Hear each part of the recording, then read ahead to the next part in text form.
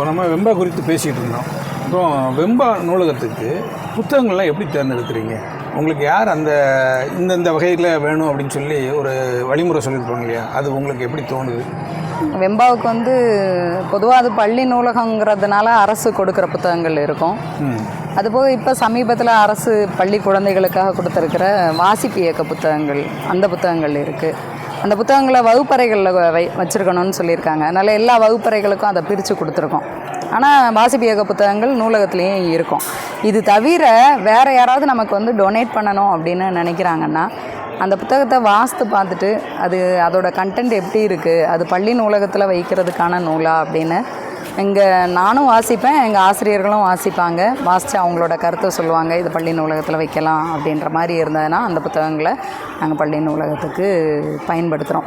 இது தவிர எப்படி புத்தகங்களை வெளியிலேருந்து வாங்கும்போது நம்ம எப்படி வாங்கலாம் அப்படின்னு பார்க்கும்போது, எனக்கு இந்த பள்ளி நூலகத்தை பொறுப்பு எடுத்துக்கிற இந்த பணியில் எனக்கு கிடச்சிருக்கிற அனுபவம் அப்படி தான் சொல்லணும்.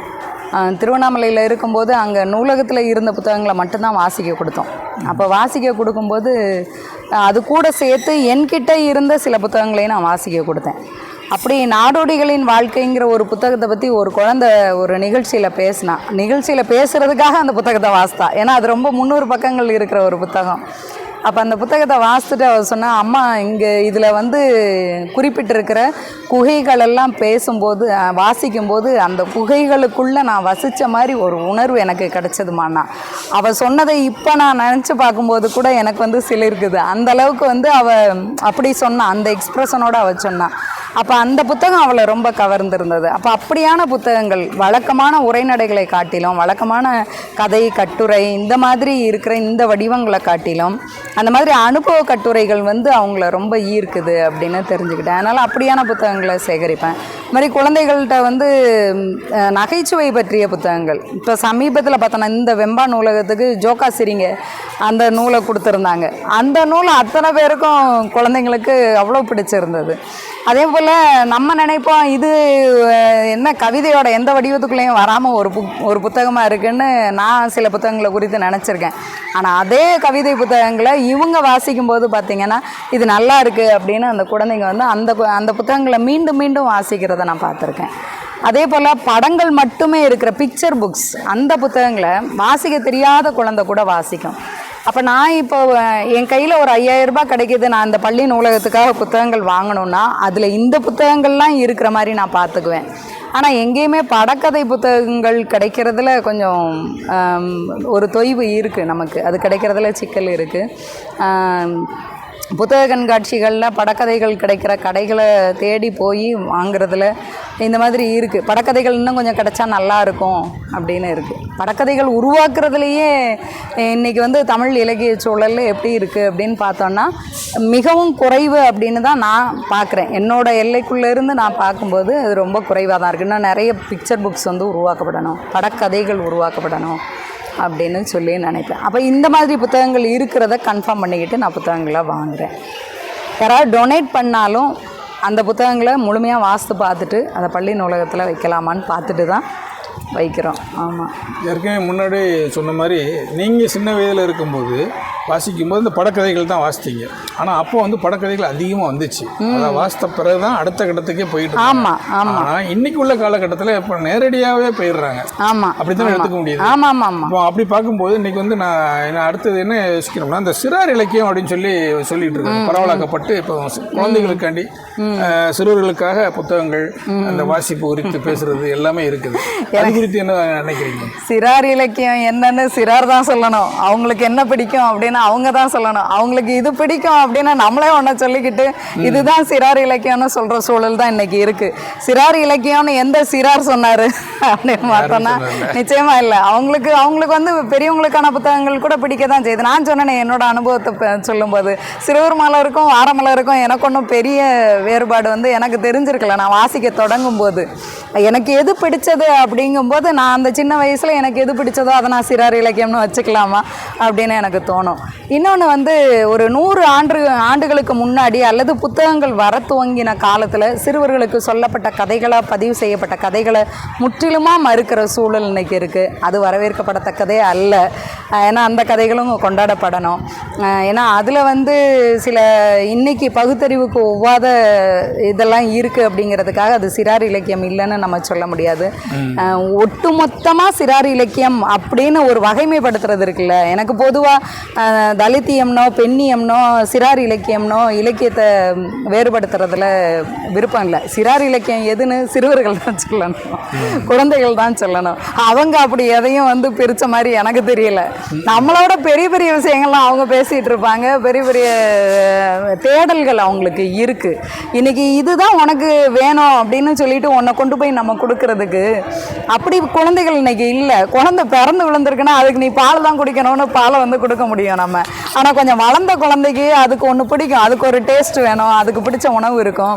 அப்போ அது எது அப்படின்னு நம்ம தீர்மானிக்கக்கூடாது, பெரியவங்க தீர்மானிக்கக்கூடாது அப்படிங்கிறது. அந்த சிறார் இலக்கியம்ங்கிற அந்த வார்த்தையவே நான் வந்து ஒப்புக்கொள்ளலை. சரி, இப்போ இந்த சிறார் இலக்கியம் குறித்து சொல்லும்போது எப்படி சொல்லிட்டீங்க. இப்போ என்னன்னா முன்னாடியே நீங்கள் வாசிக்கும்போது நல்லா சொல்லுங்கள், அந்த அது வாரமலர் அப்படின்னு சொன்னீங்க இல்லையா, தினமலர் வாரமலர்லாம் சொன்னீங்க, அதில் சிறுவர் மலர்னு சொன்னீங்க. அதே இது நான் எனக்கு தெரிஞ்சதில் தினந்தந்தி பேப்பரில் கூட பார்த்தீங்கன்னா சிறுவர்களுக்குன்னு தங்க மலர்னு சொல்லி பிரித்து கொடுத்தாங்க. அதுவே ஞாயிற்றுக்கிழமையான குடும்ப மலர்னு சொன்னாங்க. அப்போ அந்த நேரத்தில் அந்த காலத்தில் உள்ள சிறுவர்களுக்கு என்ன பிரிக்கப்பட்டது, வெள்ளிக்கிழமையானா நீங்கள் குழந்தைங்களுக்கு அப்படி. ஆனால் இன்னைக்கு அப்படி இல்லை, எல்லா நாட்களும் வாசிக்கலாம். மாணவர்கள் கூட ஆசிரியர்கள் அளவுக்கு வாசிக்க முன் வந்துட்டாங்க. அப்படிதான் எடுத்துக்கலாம். இன்றைக்கு இலக்கிய உலகில் பார்த்தீங்கன்னா நிறைய அமைப்புகள் வந்திருக்கு. ஒவ்வொரு அமைப்புகளும் ஒவ்வொரு வகையில் ஒவ்வொரு கொள்கையோடு செயல்பட்டு இருக்கு. சரி, இந்த இலக்கிய அமைப்புகள் குறித்து உங்களோட பார்வை என்ன?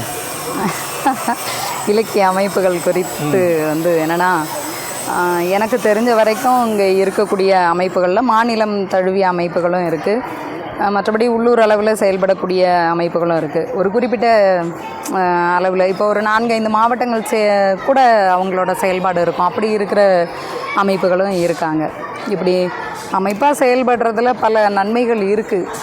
ஆனால் அந்த அமைப்பில் இருந்து செயல்படக்கூடியவங்களை தவிர மற்றவங்க எப்படி இருக்காங்க அப்படின்னெல்லாம் நம்ம வச்சு பார்த்தோன்னா, அமைப்புக்கு வெளியில் நின்று நம்ம பார்த்தோன்னா அந்த அமைப்புகள் அதுக்கான வேலையை செய்தா அப்படிங்கிறது தெரியல. அதுக்குள்ளே நம்ம ரொம்ப போக வேண்டாம்னு நினைக்கிறேன். ஆனால் எனக்கு தெரிஞ்ச வரைக்கும் அமைப்பில் இருந்தால் மட்டும்தான் ஒரு வாசகர் வந்து வளர முடியும் அப்படிங்கிறது இல்லை. வாசிப்புக்கு எந்த அமைப்பும் தேவையில்லை. அதே போல் ஒரு எழுத்தாளருக்கும் வந்து அமைப்பு வந்து முக்கியம் இல்லை. நீ வந்து என்கிட்ட நல்ல சரக்கு இருக்குது அப்படின்னா, நல்லா நான் எழுதுவேன், தரமான எழுத்து என்கிட்ட இருக்குது அப்படின்னா, என்னோடய எழுத்துக்கு வந்து உரிய அங்கீகாரம் உரிய நேரத்தில் உரிய இடத்துல இருந்து கிடைக்கும். அதுக்கு அமைப்பு எந்த விதத்துலேயும் தேவையில்லை. ஆனால் என்கிட்ட தரமான எழுத்தெல்லாம் இல்லை, நான் வந்து நான் எழுத்தை கற்றுக்கிட்டு அதை ஒரு பயிற்சி பட்டறை மாதிரி பயிற்சி எடுத்து அப்படி தான் நான் வரணும் அப்படின்னா, அந்த நேரத்தில் எனக்கு வெற்றிகளை தேடி தர்றதுக்கு ஒன்று வேணும் அப்படின்னா தான் அமைப்புகளை நம்ம சார்ந்து இருக்கணும் அப்படிங்கிறது என்னோட நிலைப்பாடு, என்னோட கருத்து இது, என்னோட தனிப்பட்ட கருத்து இது. அதனால் ஆனால் எல்லா அமைப்புகளோடையும் சார்ந்து இருக்கணும். என்னை பொறுத்த வரைக்கும் நான் எப்படி இருப்பேன்னா, முதல்ல இலக்கியம், ரெண்டாவது அந்த இலக்கியம் தரக்கூடிய நட்பு. இது ரெண்டும் வந்து அமைப்பை தாண்டி எல்லார் கூடவும் நட்போடு இருக்கணும். ஒரு இலக்கிய அளவில் நம்ம அவங்கக்கிட்ட பேசுகிறதுக்கு, அந்த இலக்கிய தாகத்துக்கு நமக்கு அதற்கான நபர்களை நம்ம சேர்க்குறதா அந்த அமைப்புகள் இருக்கணும் அப்படின்னு நான் நினைப்பேன். ஆனால் அது எல்லா அமைப்புகள்லையும் எல்லா நேரத்துலையும் கிடைக்கிறதில்ல, அப்படி இருக்கிறது இல்லை. அப்படி இருக்கும்போது நம்ம வந்து முழுவதுமாக அமைப்புகளை சார்ந்து இருக்கக்கூடாது, அமைப்புகளை நம்பி இருக்கக்கூடாது அப்படிங்கிறது என்னோடய அனுபவத்தில் நான் கற்றுக்கிட்ட பாடமும் கூட. ஏன்னா அமைப்புனாலே அது ஒரு வட்டமாவோ சதுரமாவோ மாறிடுது. நமக்கு எதுக்கு வட்டமோ மாவட்டமோ? படைப்பாளர்கள்லாம் வந்து வாசகர்கள்லாம் வந்து பறவைகள் போல், அவங்களுக்கு வட்டமும் வேண்டாம் மாவட்டமும் வேண்டாம் அப்படிங்கிறதான் என்னோட கருத்து. இப்போது அமைப்பில் நீங்கள் உங்களோட அனுபவம் இது வரைக்கும் எந்தெந்த அமைப்பில் இருந்தீங்க, இருக்கிறீங்க, அந்த அமைப்போட உங்களோட அனுபவம் என்னன்னு சொல்லுங்கள்.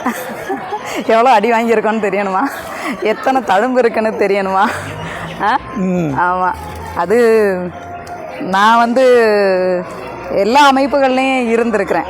உள்ளூர் அமைப்பு, வெளியூர் அமைப்பு, மாநிலம் தழுவிய அமைப்பு, தேசிய அமைப்புன்னு ஒரு வித்தியாசமும் கிடையாது நமக்கு. அதான் நான் சொன்னேனே, எனக்கு இலக்கியம் பேசப்படுற இடம் எந்த இடமா இருந்தாலும் நான் இருப்பேன். எனக்கு யார் பேசுகிறாங்கங்கிறதெல்லாம் முக்கியம் இல்லை, அங்கே எந்த புத்தகத்தை பேசுகிறாங்க அப்படிங்கிறது தான் முக்கியமாக இருக்கும். என்ன நம்ம அதிலிருந்து நமக்கு என்ன கிடைக்கிது அப்படிங்கிறத மட்டும்தான் நான் பார்ப்பேன். அமைப்பை பார்த்து, அங்கே இருக்கிற ஆட்களை பார்த்து அந்த மாதிரி நான் போனதே இல்லை. சொல்லுவாங்க, சில பேர் பெருமையாக சொல்லுவாங்க, சில பேர் குத்தி காட்டி கேலியாக கூட சொல்லுவாங்க. வாரம் வாரம் சர்ச்சுக்கு போகிற மாதிரி, வாரம் வாரம் ஷாப்பிங் போகிற மாதிரி, வாரம் வாரம் இலக்கிய கூட்டத்துக்கு போகிற டீச்சர் இவங்க அப்படின்னு சொல்லுவாங்க. ஆமாம், என்னோடய தொழில் சார்ந்து அது தேவையாக இருக்குது. இன்னொன்று, எனக்கு என்னோடய மனசுக்கு அது தேவையாக இருக்குது. ஆகையினால எனக்கு வாரம் வாரம் ஒரு கூட்டத்தில் கலந்துக்கிறது எனக்கு ஒரு ரெஃப்ரெஷ்மெண்ட்டாக இருக்குது. அதுக்காக நான் போகிறேன். அது என்ன அமைப்பு நடத்துகிறாங்க, என்ன நடத்துகிறாங்க அப்படின்னு பார்த்து நான் போகிறதில்ல. இன்னொன்று, எல்லா அமைப்புகளும் நடத்துகிற எல்லா கூட்டங்களுக்கும் நான் போயிடுறதும் இல்லை. எனக்கு தெரியும், இந்த கூட்டத்துக்கு போனால் நல்லாயிருக்கும், இங்கே போனால் நம்ம கொஞ்சம் கற்றுக்க முடியும். அதுதான் நம்ம என்ன கற்றுக்குறோன்றது இருக்குல்ல, அது கற்றுக்கிறதுக்கான இடமா இருக்குன்னா அந்த இடத்துக்கு நான் போவேன். அமைப்போ நபர்களோ அந்த இடத்துல நான் கருதுறதில்லை. சின்ன அமைப்பு, பெரிய அமைப்பு, மாநிலம் தழுவிய அமைப்பு, இது இந்த தெருவுக்குள்ளே மட்டும் இருக்கிற அமைப்பு அப்படின்னெல்லாம் பார்க்குறதில்ல. ஆமாம். ஒரு படைப்பாளராக உங்களோட முதல் படைப்பு அனுபவம் அது குறித்து கொஞ்சம் சொல்லுங்களேன். என்னோடய +1 தமிழ் 2ஆம் தாள் பேப்பரில் பிறை நிலாங்கிற தலைப்பில் நான் எழுதின கவிதை, புது கவிதை. ஆமாம், அந்த கவிதை தான் என்னோடய முதல் படைப்பு. அதுக்கப்புறம் நான் நிறைய கவிதைகள், நிறைய டைரியாக எழுதி வச்சுருந்தேன். ஆமாம், நான் எந்த கவிதை தொகுப்பையும் வாசிக்கிறதுக்கு முன்னால் நான் எழுதின கவிதைகள். பழனி பாரதி அவர்களோட சினிமா பாடல்களை கேட்டு இந்த மாதிரி நம்ம எழுதணும், எப்படி எழுதியிருக்காருப்பா அப்படின்னு சொல்லி ரொம்ப ஸ்லாகிச்சு எழுத தொடங்கினேன் நான். அப்படி எழுதின கவிதைகள். அப்படி கவிதைகளில் படைப்பாக கொண்டு வரணும், ஒரு புத்தகமாக கொண்டு வரணும் அப்படிங்கிற எண்ணம் எனக்கு எப்பயுமே வந்ததில்லை.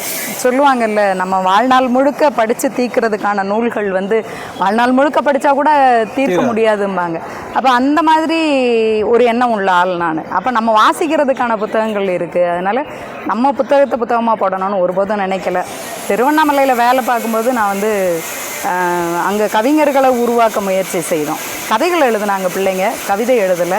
இப்போ அந்த கவிதை எழுத வைக்கும்போது, நம்ம டீச்சர் ஒரு கவிஞர்னால் கவிதை எழுதுகிற ஒரு ஆர்வம் அவங்களுக்கு வரும் அப்படின்னு சொல்லிட்டு முகநூலில் இருக்கிற என்னோடய எல்லா கவிதைகளையும் தொகுத்து சொற்களால் நிறமேறும் பொழுதுகள் அப்படிங்கிற ஒரு கவிதை தொகுப்பை வெளியிட்டோம். அது இன்றைக்கி வெளிவர்ற மாதிரி கவிதை தொகுப்பில் எதுலேயுமே நம்ம அதை சேர்க்க முடியாது. அதை நான் தங்க இலக்கியம்னு தான் வைக்கணும்னு வச்சுருந்தேன், சங்க இலக்கியம் மாதிரி. எனக்கு தோன்றதெல்லாம் எழுதியிருப்பேன். நான் ஒரு மரபு கவிதையை வாசிக்கிறேன்னா அதே மாதிரி ஒரு கவிதையை நான் ட்ரை பண்ணியிருப்பேன். ஒரு ஹைக்கூ வாசிக்கிறேன்னா அதே மாதிரி ஒரு ஹைக்கூவை ட்ரை பண்ணியிருப்பேன். அந்த மாதிரி நான் என்னெல்லாம் வாசித்தனோ அதெல்லாம் நான் ட்ரை பண்ணதெல்லாம் என்னோடய முகநூலில் இருந்தது. அது எல்லாம் இந்த தொகுப்பில் இருக்கும். இன்னொரு நேரத்தில் நான் அந்த தொகுப்புக்கு தூக்குச்சட்டின்னு பேர் வைக்கணும்னு கூட நினச்சிருந்தேன். ஏன்னா ஒரு தூக்குச்சட்டிக்குள்ளே பழைய சோறு, அதில் தொட்டுக்கிறதுக்கான கறி எல்லாமே இருக்கும். அப்படி அது ஒரு புதுச்சுவையாக இருக்கும், தனிச்சுவையாக இருக்கும். அதனால் அப்படி இந்த தொகுப்புன்னு கூட நான் நினச்சிருக்கேன். அதனால் அப்படிலாம் பேர் வைக்கணும்னு நினச்சா அப்புறம் கடைசியில் சொற்களால் நிறமேறும் பொழுதுகள்ங்கிற தலைப்பில் அந்த தொகுப்பு வெளிவந்துச்சு. அதுதான் என்னோடய முதல் கவிதை தொகுப்பு. அதுக்கப்புறம் நான் வேறு எந்த கவிதை தொகுப்பும் போடலை. தூக்குச்சட்டி நல்ல சுவையாக தான் இருக்குது. தூக்குச்சட்டி சுவை. எனக்கு ஒரு இது சந்தேகம் என்னென்னா, ஒவ்வொரு படைப்பாளனும் தன்னோட முதல் படைப்பு கவிதையிலேருந்து தொடங்குறானே, ஏன்? அது ஒவ்வொருத்தரும் ஏன் கவிதையிலேருந்து தொடங்குறாங்கன்னு எனக்கு தெரியல. ஆனால் நான் கவிதையிலேருந்து ஏன் தொடங்கினேன் அப்படின்னா, கவிதை எனக்கு விருப்பமான மொழியாக இருந்துச்சு. கவிதை வடிவம் எனக்கு வசதியானதாக இருந்தது. நான் இப்போ நிறைய பேசுகிறேன், ஆனால் ஒரு காலத்தில் நான் ரொம்ப சுருக்கமாக பேசக்கூடிய குழந்தையாக இருக்கும்போது, வளர்ந்த பிறகும் கூட நான் ஒரு 35 வயது வரைக்கும் நான் அதிகம் பேச மாட்டேன். அப்போ சுருக்கமாக சொல்லவும் விரும்பினேன். அப்படி சுருக்கமாக நேர்த்தியாக அழகாக சொல்கிறதுக்கு, நான் சொல்ல வர்றதை நேரடியாக சொல்ல விரும்பாட்டாலும் மறைமுகமாக சொல்கிறதுக்கு, இதுக்கெல்லாம் கவிதை வடிவம் ரொம்ப பொருத்தமாக இருந்துச்சு. அதனால் நான் கவிதையை தேர்ந்தெடுத்தேன். இன்றைக்கி தற்கால இலக்கியத்தில் உங்களுக்கு இப்போ நிறைய முன்னோடிகள் இருப்பாங்க. நிறைய பேர் உங்களுக்கு முன்னாடி நிறைய எழுதி போயிட்டு வந்திருக்காங்க. அவங்களில் நீங்கள் முன்னோடியாக நினச்சிக்கிட்டு இருக்கிறது யார்? தற்கால இலக்கியத்தில் நிறைய முன்னோடிகள் இருக்காங்க. இலக்கியம் அப்படின்னா பேச்சு இலக்கியம், எழுத்து இலக்கியம், அதுலேயும் குறிப்பாக மேடை பேச்சு இலக்கியம். ஆமாம், அதில் வந்து நான் பேச்சு இலக்கியத்தில் என்னோட முன்னோடியாக நான் எப்போவும் கருதுறது திரு பாரதி கிருஷ்ணகுமார் அவங்க. ஆமாம், அதே போல் எழுத்து இலக்கியத்தில் முன்னோடி அப்படின்னா நான் வந்து அவ்வளோ தீவிரமாக ஒருத்தரோடது ரொம்ப பெஸ்ட்டு, இதை நம்ம ஃபாலோ பண்ணணும் அப்படின்னு எனக்கு எதுவும் தோணுனதில்லை. நான் பரவாயில்ல எல்லாரோடதையும் வாசிக்கிறேன், எல்லாத்துலேயும் இது மாதிரி எழுதலாம் அல்லது இது போல் எழுதக்கூடாது அப்படிங்கிற கருத்தை நான் எடுத்துக்கிறேன். அதனால் எழுத்து இலக்கியத்தில் நான் எனக்கு முன்னோடியாக எப்போதுமே யாரையும் வச்சுக்கல. கவிதை எழுதும்போதும் சரி, கட்டுரைகள் எழுதும்போதும் சரி, அது வந்து என்னோட நடை, எனக்கு ஒரு தனி பாணி, அப்படி அதிலே தான் நான் போயிட்டு இருக்கேன். ஆமாம், நான் வாசித்த எழுத்து வந்து எதுவும் என்னோட பாணியாக மாறாமல் இருக்குது, இது வரைக்கும் மாறாமல் இருக்குது. அதில் முன்னோடின்னு நான் யாரையும் குறிப்பிட்டு வச்சுக்கல. நம்ம மாமா நேரு நான் கதை எழுதுனேன், இந்த அண்ணன் வந்து அதுக்கேற்ற மாதிரி ஓவியம் வரைஞ்சிருக்காங்க. சொல்லுங்க. ஆமாம், இப்போ கவிதைகள் குறித்து சொன்னீங்க. கவிதைகளில் அதனோட கவிதைகள் நிறைய வகைகள் வந்துருச்சு இல்லையா? நீங்கள் எழுதும்போது சொன்னீங்களா, நான் எதை படிக்கிறேனோ அதுவாக எழுதுறாரு. கிட்டத்தட்ட தண்ணீரை போல் எந்த பாத்திரத்தில் இருக்கிறோமோ அதுவாக ஆயிடுறாங்க. அதுபோல் நீங்கள் எதை படிக்கிறீங்களோ அதை எழுதுறீங்க. ஆமாம், அப்படி எழுதப்பட்ட வகையில் கவிதையோட வகைகள் எத்தனை இருக்கும்? என்னென்ன வகைகள்லாம் உங்களுக்கு தெரிஞ்சிருக்கு சார்?